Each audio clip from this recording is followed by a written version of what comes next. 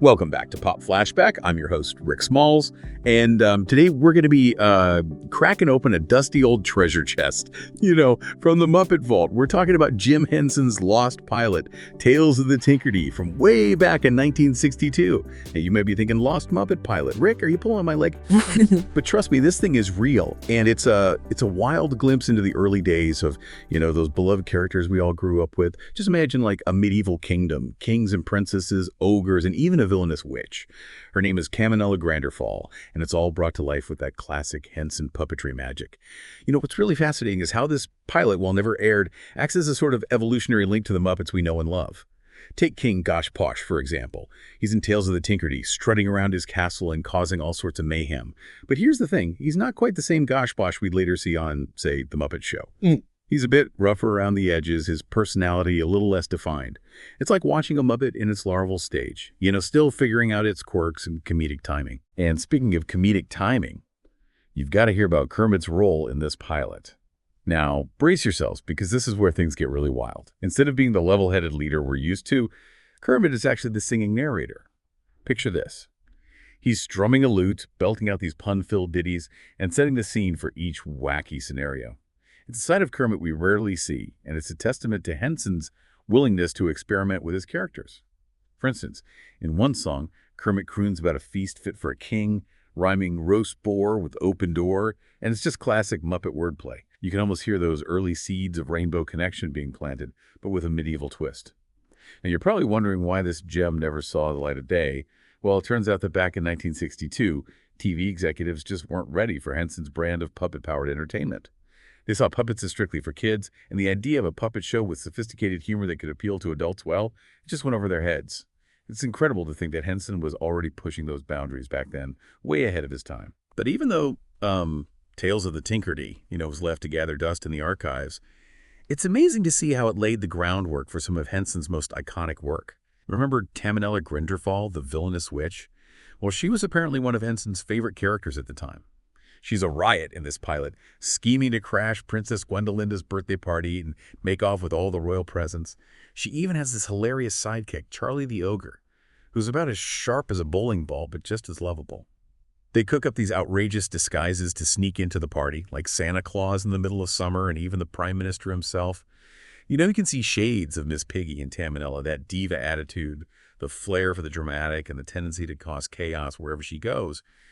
And Charlie, well, he's got that same lovable oafishness that we'd later see in characters like Sweetums.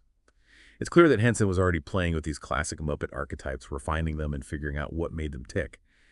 And speaking of Muppet mayhem, the plot of Tales of the Tinkerdee is pure, unadulterated chaos. You've got a missing birthday cake with 267 layers. Yeah. You heard that right, 267 layers. A mountain of peanut butter sandwiches, a king who's more concerned with his stamp collection than his daughter's birthday party, and a whole cast of eccentric characters running amok. But even in all the absurdity, you can see those glimmers of Henson's signature humor. The witty wordplay, the slapstick routines, the way he can make you laugh with a simple raised eyebrow or a well-timed pratfall. There's one scene where Taminella, disguised as the Prime Minister, bumps into the real Prime Minister and exclaims, well, in that case, I'm the lovely Princess Gwendolinda. It's a moment of pure comedic genius, and it shows how Henson could find humor in the most unexpected places. And throughout it all, you've got Kermit strumming his lute and singing these quirky little songs that tie the whole crazy story together. It's fascinating to see how even in this early stage of his career, Henson had this incredible knack for creating worlds that were both familiar and completely bonkers. He could take these simple puppet characters and imbue them with such personality and heart that you couldn't help but fall in love with them. But even though it never reached a wide audience, its influence on the Muppet legacy is undeniable. It's a reminder that even the greatest creative minds have their early experiments, their what-if projects that may not have hit the mark, but paved the way for future successes. And it makes you wonder, if Tales of the Tinkerdee had been a hit, how would it have shaped the Muppets we know and love today? Would Kermit still have become the world-famous frog we all adore? Or would he have been forever known as the lute-strumming, pun-slinging bard of a medieval kingdom? It's a tantalizing thought, isn't it?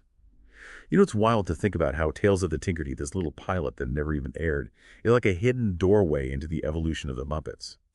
We've talked about how characters like King Goshposh and Taminella Grinderfall are almost prototypes for those iconic Muppet personalities we all know and love.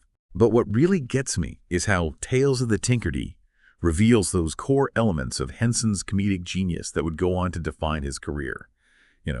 We know that Henson was a master of puppetry, but he was also a master of making us laugh.